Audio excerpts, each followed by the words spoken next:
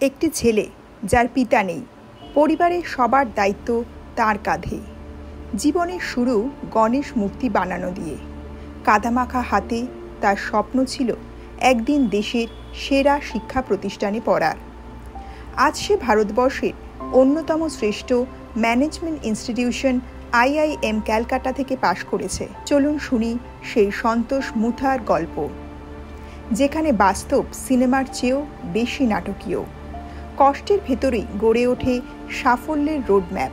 জন্ম যেখানে, স্বপ্ন সেখানেই দমে যায়। সন্তোষ মুথার জন্ম মহারাষ্ট্রের পুনে শহরের একটি বস্তিতে। পিতা ছিলেন একজন কুমোর, যিনি গণেশ মূর্তি বানাতেন।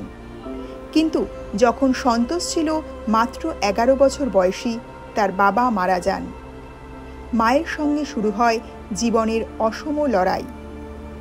একদিকে সংসার চালানো, অন্যদিকে পড়াশোনা অসম্ভব কঠিন হয়ে দাঁড়ায়। সন্তোষ তখন মূর্তি বানানোর কাজে হাত নেয়।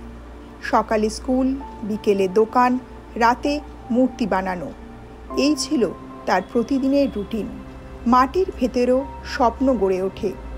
তার বন্ধুদের ছুটি থাকত পুজোর সময়, কিন্তু সন্তোষের কাজ বাড়ত, কারণ তখন বেশি বিক্রি হতো মূর্তি। এক একটা মূর্তি বানাতে রাত কাটিয়ে দিত। সে বলতো, আমি যখন মূর্তি বানাতাম, প্রতিটি মূর্তির চোখে নিজের ভবিষ্যৎ দেখতাম। এই কাজ করতে করতেই সে শিখে নেয় জীবন মানে কি: ধৈর্য, কৌশল, সময় এবং আত্মবিশ্বাস। শিক্ষার জন্য রাস্তায়। তার মায়ের কথা ছিল, ছেলে পড়াশোনা না করলে আমরা চিরকাল মাটির সঙ্গে মিশে যাব।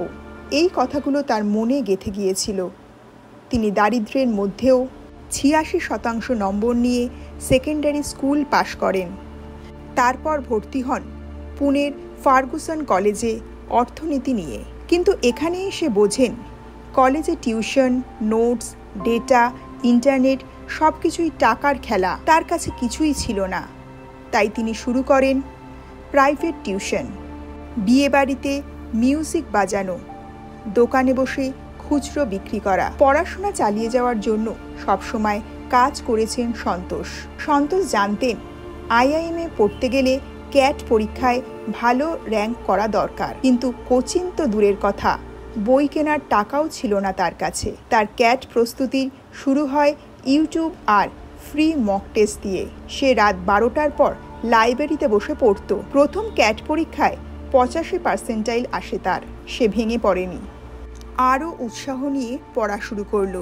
দ্বিতীয়বার ক্যাট দিয়ে পায় 98.7% নাম্বার। IIM ক্যালকাটা, আহমেদাবাদ, লখনৌ থেকে ডাক আসে এবং সে বেছে নেয় IIM কলকাতা। IIM ক্যালকাটা ক্যাম্পাসে ঢুকে প্রথম দিনই সন্তোষ বুঝে গিয়েছিল, এখানে অনেকেই বড় স্কুল, বড় কোচিং, বড় শহর থেকে এসেছে। তাদের ইংরেজি, সাজ পোশাক, IT, ল্যাপটপ সব ছিল আলাদা। কিন্তু সন্তোষ যা এনেছিল তা অন্য কেউ আনেনি। সংগ্রামের অভিজ্ঞতা, কাজের নীতি, মাটির গন্ধ। 3 বছর পর সন্তোষ গ্র্যাজুয়েট করে টপ 10 কোম্পানির একটিতে জয়েন করে। আজ তার ইনকাম বছরে লাখ লাখ টাকা। IIM থেকে বের হয়ে সন্তোষ প্রথমেই তার কাকাবাবুর দোকানে গিয়ে দাঁড়ায়। একটা গণেশ মূর্তি নিয়ে যায় নিজের ঘরে। তিনি আজও বলেন, আমি আজ যেখানে, তার পিছনে মাটির ঘ্রাণ, গণেশ ঠাকুরের মুখ আর মায়ের চোখের জেদ আছে।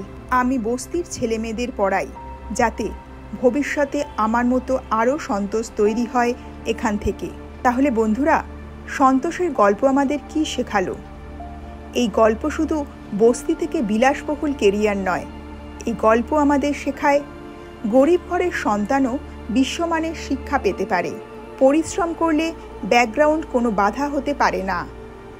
নিজের শিকড় ভুললে মানুষ বড় হয় না। প্রতিটা মূর্তির চোখে দেখা স্বপ্ন একদিন সত্যি হয়। তাহলে বন্ধুরা, সন্তোষ মুথার গল্প যদি আপনাকে নাড়া দেয়, যদি মনে হয় কাদামাটির ভেতর থেকেও হিরে উঠে আসে, তাহলে এই ভিডিওটাতে একটা লাইক দিন। কমেন্টে লিখে জানান, আমিও একটা বড় কিছু করব, যেখানেই থাকি না কেন। আমাদের চ্যানেল সফলের গল্পে রোজ এমনই অনুপ্রেরণামূলক রিয়েল স্টোরি পাবেন। তাই এখনই সাবস্ক্রাইব করে রাখুন চ্যানেলটি। আর বন্ধুদের সাথে ভিডিওটি শেয়ার করুন, কারণ হয়তো আপনার শেয়ারের মাধ্যমে তৈরি হবে আরেকজন সন্তোষ মুথা